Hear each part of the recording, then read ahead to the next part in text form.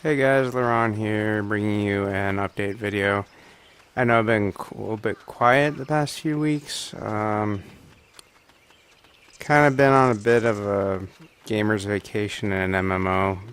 You know what kind of time that takes away.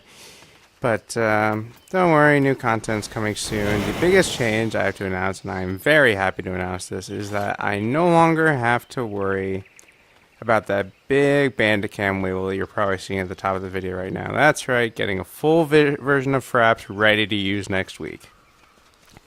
The second big announcement. I will be coming back to Star Conflict, and there has been a lot of huge changes, the most notable being that the ship tree is finally filled out properly. That's right, Federation and Empire finally got their rank 9s. One other thing. There's a lot of concern going around now about the new ECM module that was released at that time. What it does is it basically takes any assets that a side has within a certain radius of your ECM and makes it work for you instead of your enemy. So things like drones, microlocators, mines, you gain temporary control over them for up to 32 seconds when you fully max it out. And the max range of it that it can go standard wise is about 1500 meters or 3000 if you have an ECM that doubles the range. Now, this may sound insanely broken, but I have a few good things to note about it. For most, it is only in T4 and T5. T3 and below are not affected by this.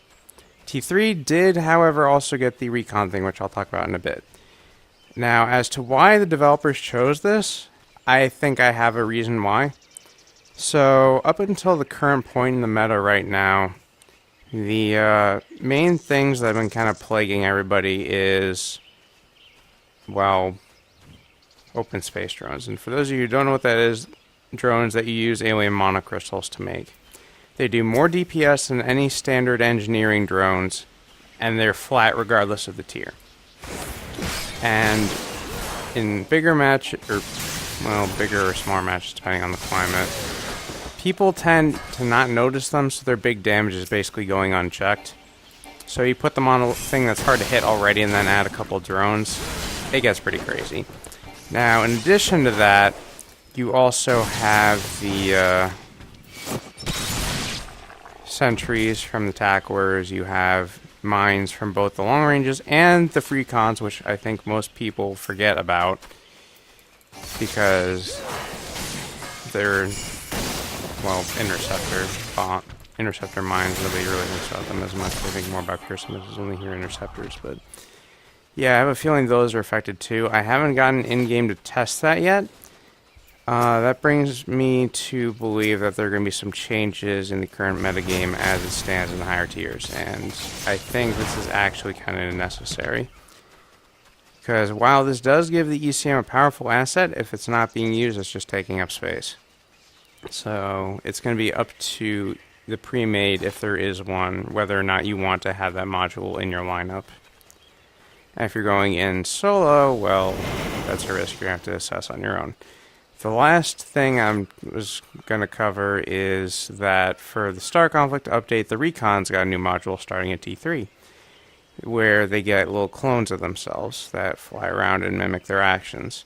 And apparently when they make contact with something, they blow up. Now, I don't know exactly how this is being implemented. They didn't really explain much with the little clip they released.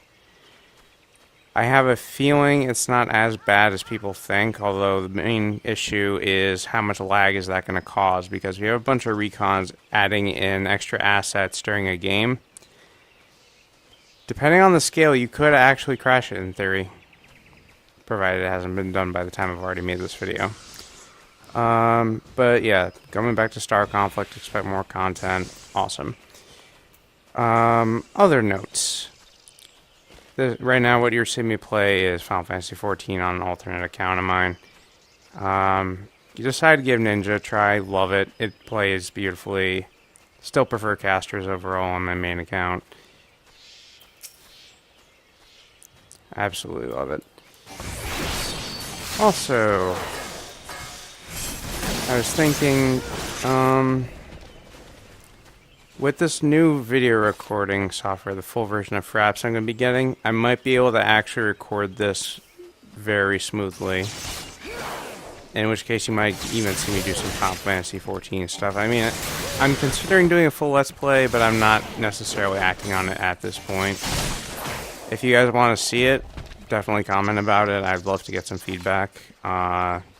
Also, for those of you who saw the Desperado Penny video, I was just happy I was able to include both girl name texts and Sarge's Blues in the same video for Penny. I love Penny. Her build is awesome when you get it off. Now, you do lose out on the abilities, but the damage you do more than makes up for it. And yeah, I did a full one for her because she's the main Naut I play. I do have some bias compared to Durple and all the other ones I did the little mini videos for.